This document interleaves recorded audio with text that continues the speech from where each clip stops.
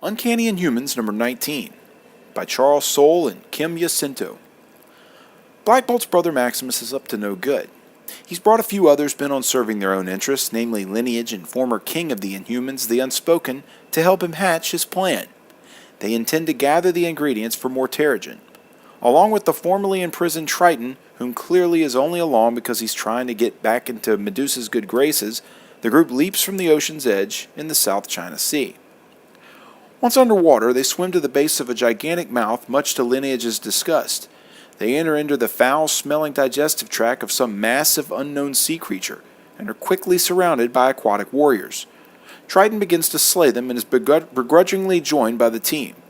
The Unspoken tells Maximus that he's above this type of behavior. Maximus tells him that he's either with them or he's doomed to stay there forever.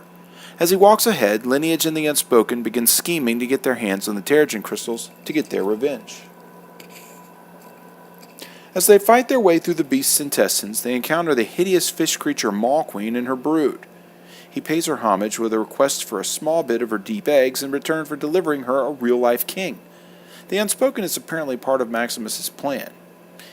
He begins to protest when Maximus uses his mind power and makes him a willing participant. He falls in love with the queen, and horrified, the team takes the eggs and goes on their way. Lineage asks how long the mind control can work, and Maximus tells him that he'll eventually lose the link. What will become of him is a mystery I'm sure will come to light somewhere down the line.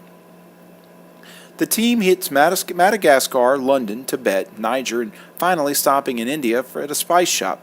Maximus tells the team that they don't need half the stuff they're lugging around, but he wanted to throw them off the trail just in case they ever got any ideas. The issue concludes with the team being introduced to Banyan, who's been charged with building something. What that is remains to be a mystery. With that, we're taken back to the scene of the fish's gigantic mouth. It begins to rumble, and the huge beast floats to the surface, emerging and walking away, and we're left to be concluded.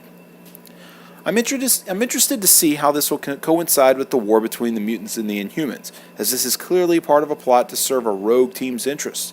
Maximus is conniving as another former villain I know of, the infamous Magneto. Soule does a great job of telling the story, and the art was great too. I give it an 8 out of 10. If you like this video, give me a like and subscribe. This video is accompanied by my blog at nerdiestkidyouknow.blogspot.com or nerdiestkidyouknow.com. You can also follow links to my Facebook, Instagram, or Twitter pages, as well as a link to this very issue for sale in my eBay store by clicking below. For the Nerdiest Kid You Know, I'm Sam Torito. Thanks for watching.